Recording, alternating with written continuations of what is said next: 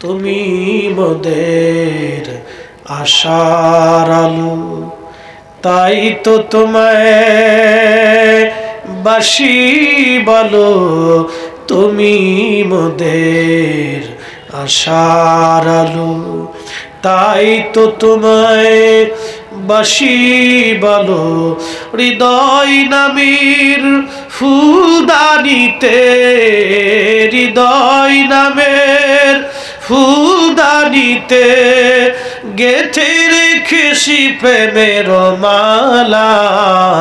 ইয়া রাসূলুল্লাহ ইয়া হাবিবাল্লাহ, বলেন ইয়া রাসূলুল্লাহ ইয়া হাবিবাল্লাহ ইয়া রাসূলুল্লাহ।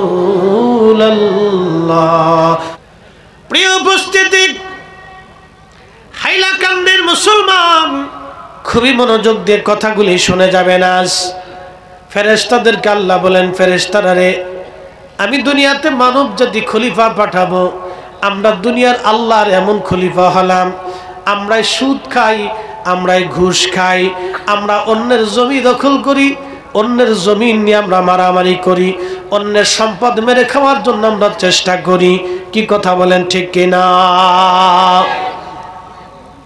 অথচ আমরা আশরাফুল মাখলুকাত, আল্লাহর কোরআন আমাদেরকে শিখাইলেন, কুনতুম খায়রা উম্মাতিন উখরিজাত লিন-নাসি তা'মুরুনা বিল মারুফি ওয়া তানহাউনা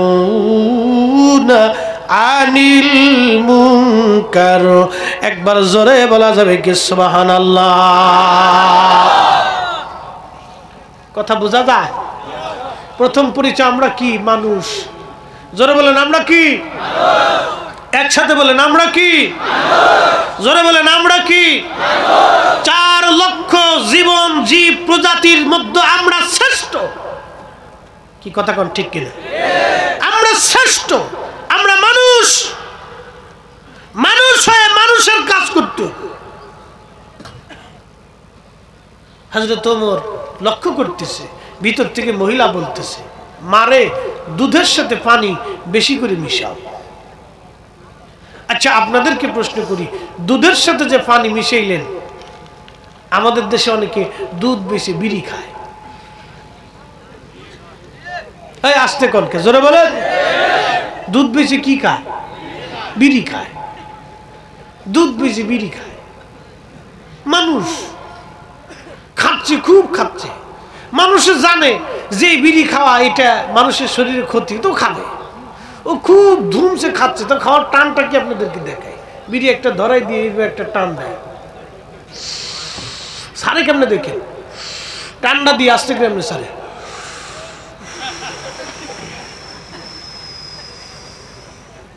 মানে খুব শান্তি। লাস্টে বিড়ির পিছনের অংশটুকু দূর আছে, হেতারে কয় সুখ টান। হ্যাঁ, আপনাদের ভারতে কি বলে? বাংলাদেশে কয় সুখ টান। লাস্টে একটা সুখ টান দিব রে। আচ্ছা, বিড়ির ভিতরে সুখ আছে, চিন্তা করেন, সুখ টান। আমি একদিন এক কেয়ারটেকার বাথরুমে ঢুকছি, তো আমাদের দেশে তো পাবলিক টয়লেট বেশি, প্রত্যেক স্ট্যান্ডে, বাস স্ট্যান্ডে পাবেন, তারপরে আপনার এই পেট্রোল পাম্পগুলিতে পাবেন, তো প্রত্যেক জায়গায় বাথরুম আছে। তো এক পাবলিক টয়লেটের ভিতরে ঢুকছি, ঢোকার পরে ওখান থেকে খালি বিড়ির গন্ধ। তো কেয়ারটেকার যে থাকে ওরা 10 টাকা করে নেয়, প্রত্যেক বাথরুমে 10 টাকা, আর ফেসাবে 5 টাকা। ব্যবসা খুব ভালো, বুঝতে পারছেন? তো প্রত্যেক বাথরুমে 10 টাকা করে নেয়। তো আমি 10 টাকা দিয়ে বললাম, বেটা রে, বাথরুমের ভিতরে বিড়ির গন্ধ পরিষ্কার করতে আরস না? হুজুর, এই আপনার আগে যেটাই ঢুকছিল হাতায় বই বই বিড়ি টানছে। তাহলে দুনিয়াতে এত জায়গা থাকতে বাথরুমে বসে বিড়ি টানলো কারণ কি? হুজুর, বিড়ি না টানলে বলে ক্লিয়ার হয় না।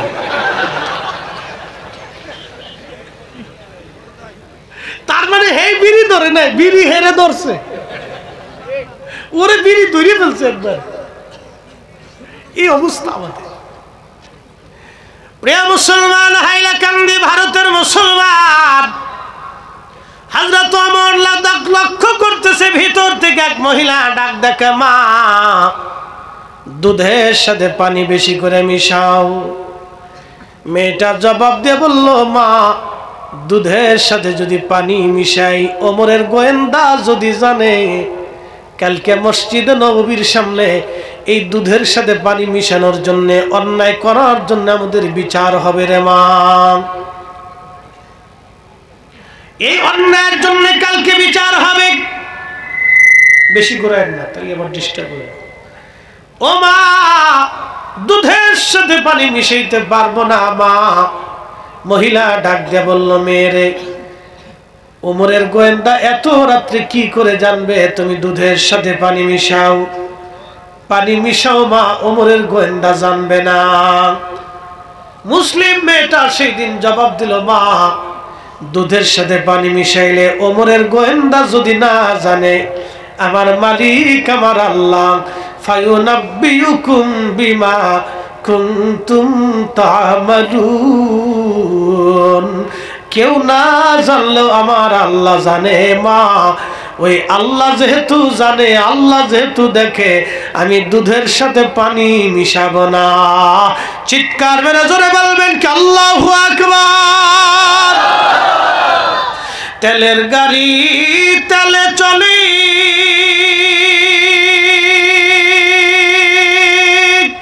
হাওয়ার গাড়ি হাওয়ায় উড়ে, বিনা তেলে চালায় গাড়ি নবী সুলাইমান। আমরা সেই মুসলমান, আমরা সেই মুসলমান। মসজিদে জুতা চুরি করে নিয়ে যাই, মাহফিল থেকে জুতা চুরি করে নিয়ে যাই, অন্যের মাল কেড়ে নেই, অন্যের সম্পদ কেড়ে নেই, অন্যের জমি দখল করে নেই, হালাল খাই না, সুদ খাই, ঘুষ খাইয়া, আরাম খাইয়া অন্যের ক্ষতি আমরা করে থাকি। কথা বলেন ঠিক কিনা? আমরা সেই মুসলিম, আমরা সেই মুসলিম। এই ভারতের খাজা বাবা আজমিরি এক আনা সাগরের পানি একটা লুটার ভিতরে ছিলেন। আমরা সেই মুসলমান, আমরা সেই মুসলিম। শাহজালাল ইয়ামানি মুজাররিদি জায়নামাজ বিছাইয়া সুরমা নদী পারি হয়েছিলেন। আমরা সেই মুসলিম, আমরা সেই মুসলমান। অস্তিত্ব হারিয়ে ফেলতেছি ভুলের জন্য। আমাদের ভুলের জন্য আমরা আমাদের অস্তিত্ব হারাচ্ছি। হাইলাকান্দির মুসলমান মেয়েটি ডাকতে বলল, মা ওমরের গোয়েন্দা যদি না জানে, আমার আল্লাহ জানে, দুধের সাথে পানি মিশাবো না মা।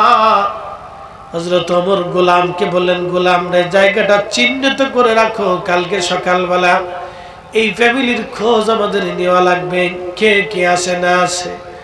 খলিফা চলে আসলেন ফজরের নামাজ পড়ে। গোয়েন্দারা যে রিপোর্ট দিল, আমিরুল মুমিনিন ওই মহিলার স্বামী মারা গেছে, তারা খুবই দরিদ্র, কোন রকম উট ছাগল দুম্বার দুধ বিক্রি করে তারা সংসার চালায়। হযরত ওমর ছেলেদেরকে ডাক দিলেন, এ ছেলেরা, তোমরা বলো তোমাদের মধ্যে কে বিয়ে করবা?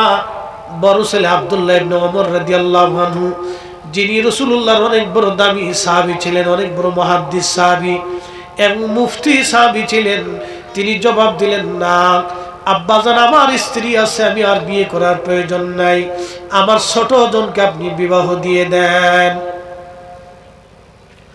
হযরত ওমর জিজ্ঞেস করেন, বেটা তুমি কি বিয়ে করবা? ছেলে বলল, আব্বাজান আপনি যদি বিয়ে দেন আমি অবশ্যই বিয়ে করব। তখন হযরত ওমর বললেন, বেটা রে, আমি একটা মেয়ে পছন্দ করছি, বেদুইন ঘরে, খুবই দরিদ্র, দুধ বিক্রি করে তারা সংসার চালায়। বলেন তো, খলিফাতুল মুসলিমিন হযরত ওমর কত বড় খলিফা আজকে বুঝাই। বর্তমানে ইরান, ইরাক, ইয়ামান, ওমান, সিরিয়া, জর্দান, লেবানন, ফিলিস্তিন, লিবিয়া, সৌদি আরব, কাতার, দুবাই, বাহরাইন, কুয়েত, এই পুরো অঞ্চলের তিনি খলিফাতুল মুসলিমিন। কত বড় দেশের খলিফা, চিন্তা করেন তো। দুধ বিক্রি করনেওয়ালা মেয়ের সাথে ছেলের বিয়ে দিচ্ছে, আর আপনারা মেয়ে ছেলে বিয়ে দেওয়ার সময় খালি চামড়া তালাশ করেন কোনটা সুন্দর। কথা কর না কা? আর যে বেডি বেশি টিকটক করে এ বেডির খুব পছন্দ হয়। টিকটক খালি করতে পারলেই হয়েছে, বেডি খুব ভালো।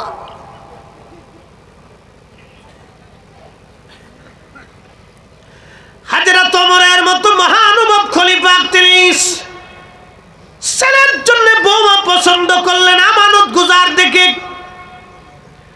ডেকে বললেন, ছেলেরে রাতের আধারে ক্ষুধার ভয়ে যাইবে, দুধের সাথে পানি মিশাই না, এত বড় আমানতদার মেয়ে আমার দরকার বেটা, এই পুত্রবধূ আমার দরকার। আপনারা শুনে যান, এই মেয়ের গর্ভে একটা সন্তান হয়েছিল, এই মেয়েটার গর্ভে আর একটা মেয়ে হয়েছিল, সেই মেয়ের গর্ভে আর একটা মেয়ে হয়েছিল, সেই মেয়ের গর্ভে আল্লাহ একটা ছেলে দিয়েছিলেন। এই ছেলের নাম ইসলামের প্রথম মুজাদ্দিদ, ইসলামের চতুর্থ খলিফার আরেকজন খলিফা, তিনি ওমর ইবনে আব্দুল আজিজ।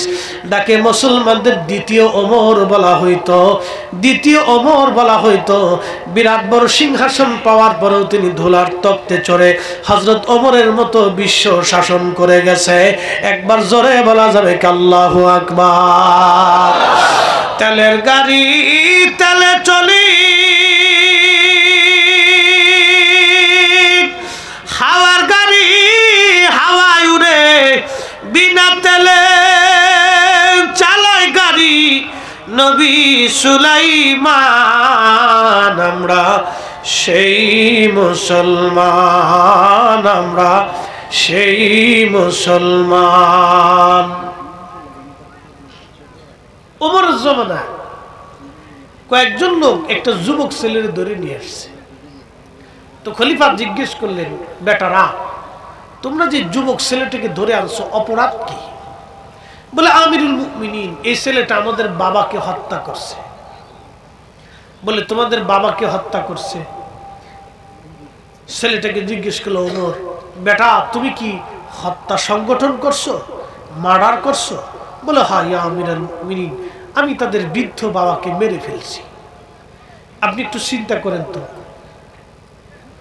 সত্যবাদিতা কি এক চমৎকার ইসলামের জীবন বিধান। সত্য কথা বলা, রাসূল বলছেন সমস্ত পাপের মূল হলো মিথ্যা। মুসলমান তো মিথ্যা বলতে পারে না, মুসলিম কখনো মিথ্যা বলতে পারে না। মুসলিমদের সত্য বলাটা হচ্ছে মুসলিমদের আইন বিধান, সত্যের উপরে থাকতেই হবে। এত বড় সত্যবাদিতা রাসূল করিম জীবনে কোনদিন একটা মিথ্যা কথা বলেন নাই। একসাথে জোরে বলবেন আল্লাহু আকবার। না না হয় না, আরো জোরে, আরো জোরে বলে। এত মানুষ আল্লাহু আকবার আওয়াজ তো দুর্বল। মেসি গোল দিলে তো বিরাট খুশি হয়, নেইমারে গোল দিলে তো আরো খুশি হয়। বাপরে বাপ, কেউ লুঙ্গি খুলে মাথায় বাইন্ধে ঘুরে। আমাদের বাংলাদেশে বেশি পারাপারি, এই খেলাধুলা নিয়ে আমাদের বাংলাদেশে বেশি হই হল। কিছু মাথা মোটা পোলাপান আছে একবার, এটির আমি মনে করি যে অসুস্থ মস্তিষ্ক। হ্যাঁ, যারা এই সমস্ত খেলাধুলা নিয়ে বেশি পারাপারি করে, এটা অসুস্থ মস্তিষ্কের খেলা। দেখবেন, দেখেন আপনার পছন্দের দল আছে, এটা নিয়ে আপনার বাংলাদেশে মারামারি হয়। হ্যাঁ, খুন খারাপি আপনি জানেন না কখন। এত মস্তিষ্ক সমস্যা, তা বলার কোনো ভাষা নেই। মানুষ বেকার থাকলে যা হয়, এই যে আমাদের একজন জ্ঞানী ঠিক কথা বলছিলেন যে অলস মস্তিষ্ক শয়তানের কর্মশালা। আমার দিকে তাকান, আমরা ঘুমানোর টাইম পাই না, ঘুমানোর মতো সময় হয় না। দুইটা তিনটে করে প্রোগ্রাম, ঘুমাবো না, প্রোগ্রাম করবো না, নসিহত করবো না, ওয়াজ করবো না, স্ত্রী সামলাবো না, সংসার সামলাবো না, কমিটির সাথে যোগাযোগ করবো না, আবার আপনাদের মাহফিলের চাপ, হুজুর ডেট নেন, কবে দিবেন, কবে আসবেন, কবে দেখা করবো, এক নানান পেরেশানি। এগুলোর এত চিন্তে, আরেকজন যে ক্লিকবাজি করবো, আরেকজনের আইকেলা বাস দিব, টাইমই নাই। হ্যাঁ, তো যেই বেটা লেখছে যে অলস মস্তিষ্ক শয়তানের কর্মশালা, কতটা সুন্দর লাগছে। এই ফুলাপান খাইতে খুঁজছে কাজ পায় না, খালি ফেসবুক টিপার খেলাধুলা নিয়ে মারামারি করে। মেসি নেইমার এই ব্রাজিল আর্জেন্টিনার ফুটবল খেলা আসছে, বিশাল যুদ্ধ হইতে চায়। তাও কি জানেন, আর্জেন্টিনা ব্রাজিলের পক্ষ নিয়ে পতাকা নিয়ে কে কয়টা পতাকা উড়াইতে পারে। বাপের পকেটের টাকা কেটে নিয়ে বাস পতাকা উঠাইছে, এক বেটা এক ছেলে পতাকা উঠাই দিয়েছে, কারেন্টের খাম্বা উঠাইতে গেছে। চিন্তা করছেন কারেন্টের খাম্বা, কারেন্ট কয় বাইক নিয়ে মামু বাড়ি যেত আইসো আর ফেরত যাওয়ার দরকার নেই, বাস ধরে বইছে এই পতাকালে এমনি ঝুলে রইছে। বুঝতে পারছেন এই পাগল দেশে কত আছে তার হিসাব। খেলা দেখবি দেখ, তোর পছন্দের আছে, এতে নিয়ে মারামারি ফারাফারি গুতাগুতি কি দরকার আছে? অসুস্থ মস্তিষ্ক। কষ্ট হচ্ছে আপনাদের? একসাথে আবার জোরে বলেন তো আল্লাহু আকবার। গলাটা ছেড়ে দেন, জোরে জোরে, আর জোরে আল্লাহু আকবার।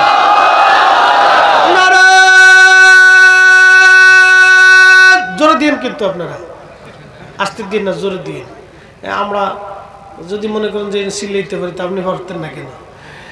নারা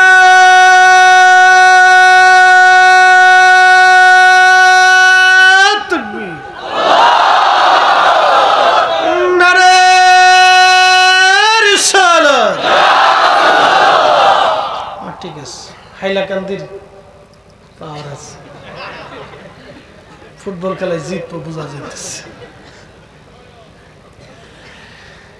আল্লাহু আকবার ওয়ালিল্লাহিল হামদু বিসমিল্লাহির রাহমানির রাহিম।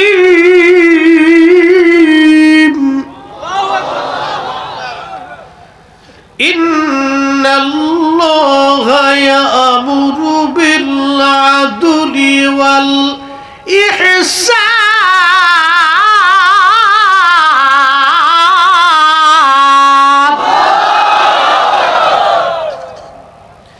আল্লাহর কোরআন বলল,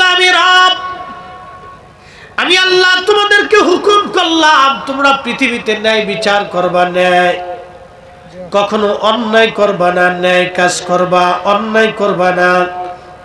এরপরে আল্লাহ বললেন তুমি ইহসান করবা, দয়া, তোমরা সৃষ্টিকে দয়া করবা, মানুষকে দয়া করবা, তোমরা ইহসান করবা, দয়া করবা এবং ন্যায় বিচার করবা।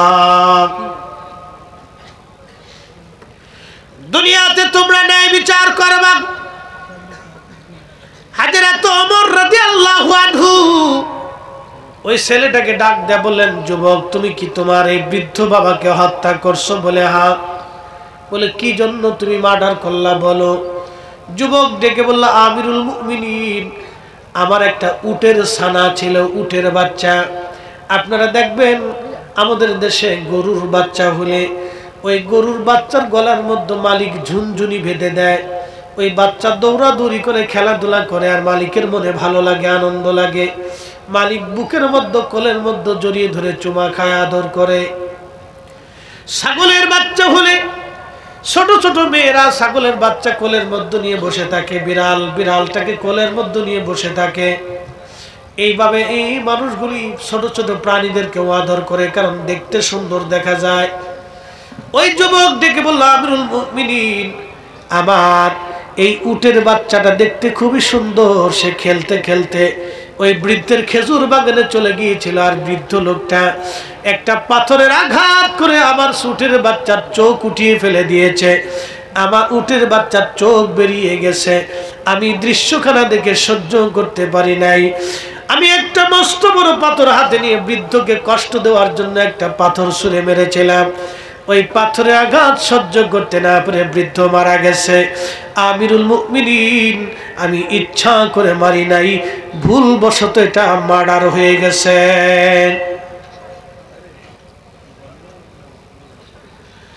কিন্তু আমিরুল মুমিনিন বলতেছে, যুবক তুমি তো ভুলবশত মার্ডার করছো ঠিক, কিন্তু হত্যা তো হয়ে গেছে। কোরআন বলল, মান কাতালা নাফসান বিগাইরি নাফসিন আও ফাসাদিন ফিল আরদি ফাকান্নামা কাতালান নাস জামিআ। কোন ব্যক্তি যদি নিরপরাধ একজন মানুষ হত্যা করে, সে হিন্দু, বৌদ্ধ না খ্রিস্টান না শিখ না মুসলমান না কোন জাত না কোন ধর্ম, আল্লাহর কোরআন এটা বলে নাই। আল্লাহর কোরআন বলছে মানুষের কথা। পৃথিবীতে নিরপরাধ একজন মানুষকে তুমি যদি হত্যা করো, অন্যায় কারণে যদি তুমি তাকে মেরে ফেলে দাও, আল্লাহর কোরআন বলল তামাম পৃথিবীর মানুষ মেরে ফেললে দিলে যেই পরিমাণে গুনাহ, যেই পরিমাণ অপরাধ, একজন নিরপরাধ মানুষ মেরে ফেলে দিলে সেই পরিমাণ অপরাধ। চিন্তা করেন তো, কোরআন কত চমৎকার আইন, কি সুন্দর শাশ্বত জীবন ব্যবস্থা, the complete code of life. একটা মানুষের জীবনের পরিপূর্ণ জীবন ব্যবস্থা এত সুন্দর, তুমি অন্যায় ভাবে কাউকে আঘাত করতে পারবে না, তুমি অন্যায় করতেই পারবে না। মুসলিম মানে সে অন্যায় করবে না।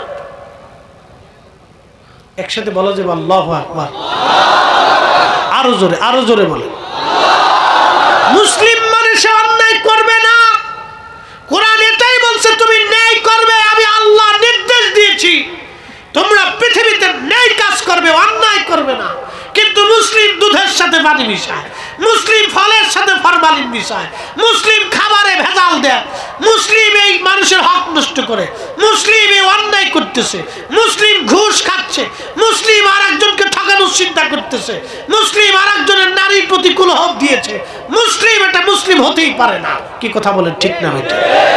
মুসলমান হতে পারেই না।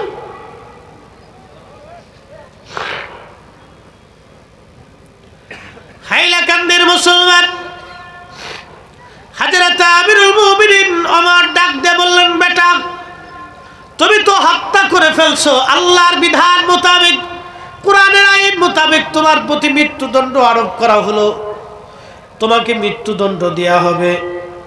ছেলেটা ডাক দিয়ে বলল, আমিরুল মুমিনিন, আল্লাহর ফয়সালা অনুযায়ী আপনি আমাকে মৃত্যুদণ্ড দিলেন, আমার কোনো আপত্তি নাই, আমি আল্লাহর ফয়সালার কাছে মাথা নত করলাম। কিন্তু আমিরুল মুমিনিন, আপনি দয়া করে আমাকে 3 দিনের সময় দেন। বলে, বেটা 3 দিনের সময় চেয়ে তুমি কি করবে? বলে, হুজুর আমাকে 3 দিনের জামিন দিয়ে দেন। বলে, 3 দিনের জামিন তুমি কি করবা জামিন দিয়ে? যুবক ছেলেটি ডাক দিয়ে বলতেছে, হুজুর 3 দিনের জামিন আপনি আমাকে দিবেন। প্রথম দিন বাড়িতে যাইতে সময় লাগবে, দ্বিতীয় দিন আমি আমার কাজ করব, 3 নাম্বার দিন আমি ফিরে চলে আসব। বলে, যুবক রে, কাজ কি তোমার বলো? বলে, আমিরুল মুমিনিন, আমার আব্বাজান ইন্তেকালের সময় আমাদের জন্য সোনা দানা রেখে গিয়েছিল। আমি বড় ভাই, আমার একটা ছোট ভাই আছে, ও তখন ছোট ছিল, আমি বড় ছিলাম। আব্বাজান আমার কাছে সম্পদ আমানত দিয়ে বললেন, বেটা তোমারে অর্ধেক দিলাম, তোমার ছোট ভাইকেও অর্ধেক দিলাম। বাবা যে এই অর্ধেক সম্পদ তুমি আমানত তোমার কাছে দিয়ে গেলাম, আমার সন্তানটা যখন বড় হবে আমার সন্তানকে এই আমানত বুঝাই দিবা। এখন আমরা কি, বাপ মরে গেলি জমি জমা ভাগাভাগি নিয়ে মারামারি লেগে যায়, ভাই ভাই যুদ্ধ করে, এক ভাই আর এক ভাইয়ের 2 চোখ দিয়ে দেখতে পারে না। একই মায়ের পেটের সন্তান, একই রক্ত, একই মা, একই বাপ, একই পেটের ভিতরে আইছে, একই বাবার জন্য, একই বাবার রক্ত, একই মায়ের রক্ত, এক ভাই আর এক ভাইয়ের চেহারা দেখে না। বাপ মরে যাওয়ার পরে সম্পদ নিয়ে মারামারি পারাপারি করে যুদ্ধ করতেছে, মামলা হামলা কত কিছু, আইন আদালত শেষ নেই। কি করে মুসলমান হতে পারে সে? কি করে মুসলমান হতে পারে সে? বলুন আপনি। আমরা তো নামকা ওয়াস্তে মুসলমান, শুধু নাম দিছি মুসলিম, মুসলিম আব্দুল করিম, আব্দুর রহিম, আব্দুল সালাম, নামই মুসলমান।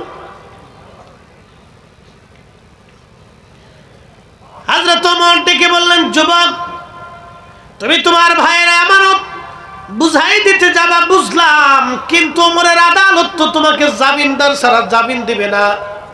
বলো যুবক, কে তোমার জামিন হবে?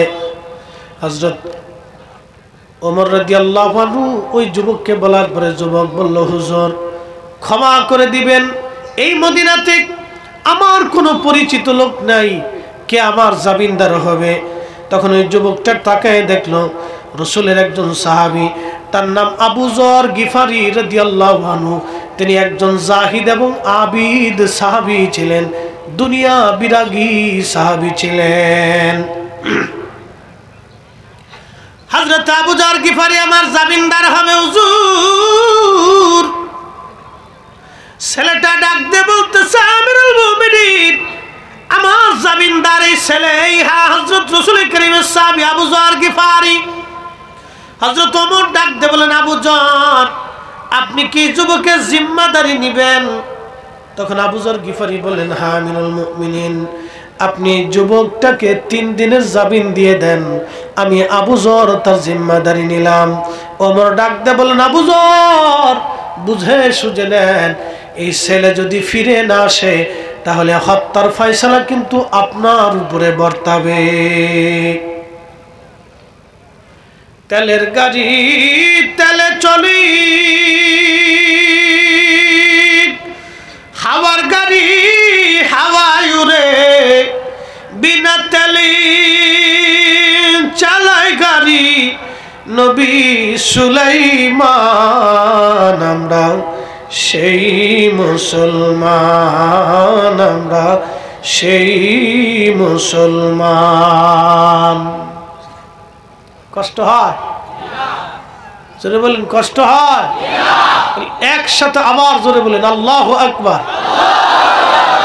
আমাদের পরিচয়, আমরা মুসলিম।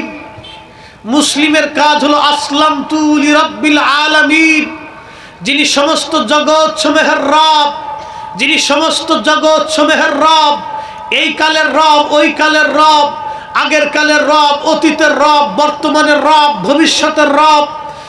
একসাথে 800 কোটি মানুষকে যিনি চালান, 4 লক্ষ প্রজাতির জীবকে যিনি চালান, সমুদ্রের ভিতরে কোটি কোটি কোটি কোটি মাছ আছে, তার ভিতরে একটা বৃহৎ আকারের মাছ নীল তিমি প্রত্যেক দিন 110 মণ করে খাবার খায়। তার কোনো আপনার কি বলে জাতিসংঘ নাই, স্বাস্থ্য সংস্থা নাই, খাদ্য অধিদপ্তর নাই, রাষ্ট্র নাই, এলাকা নাই, অঞ্চল নাই, খাদ্য গুদাম নাই। প্রত্যেকদিন একটা নীল তিমিকে 110 মণ করে যিনি খাবার খাওয়ান, একসাথে বলেন সে মালিকের নাম কি? আরো জোরে বলেন কে? আমাদেরকে যিনি খাবার দেন সে মালিকের নাম কি? তাহলে আজকে থেকে বলেন ঘুষ খাবো না, অন্যায় ভাবে কারো সম্পদ মারবো না। কথা বলেন ঠিক না বেঠিক? তাইলেই মুসলমান, তাইলেই মুসলমান।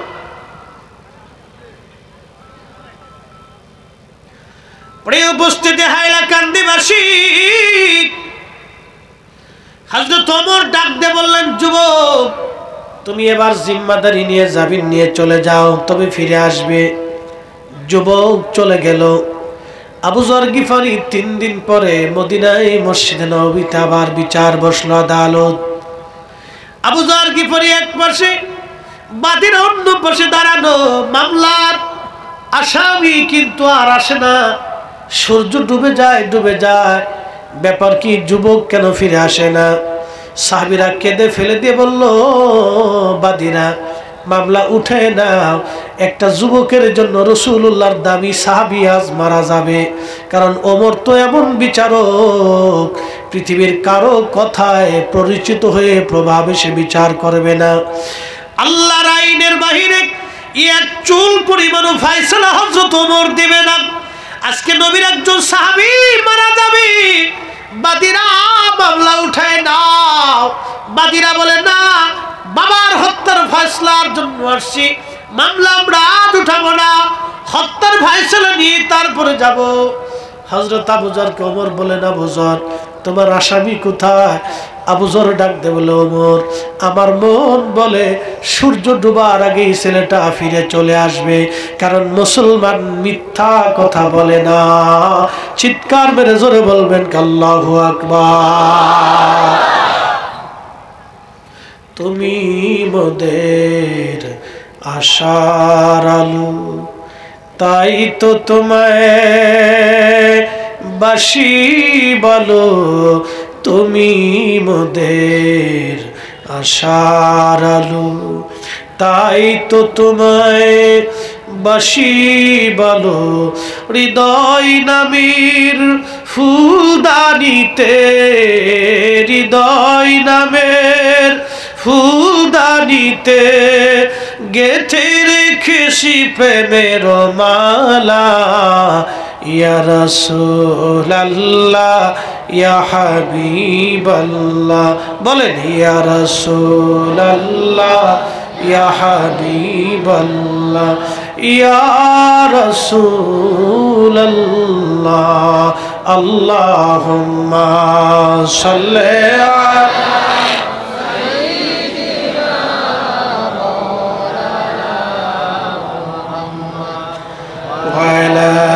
करी सैयदना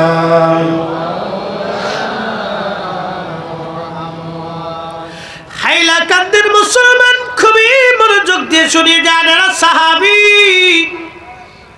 নবীর সাহাবী। সাহাবী আবু যর গিফারি কোন সাহাবী জানেননি? আবু যর গিফারি, গিফারি বংশের একজন সাহাবী ছিলেন। গিফারি কারা?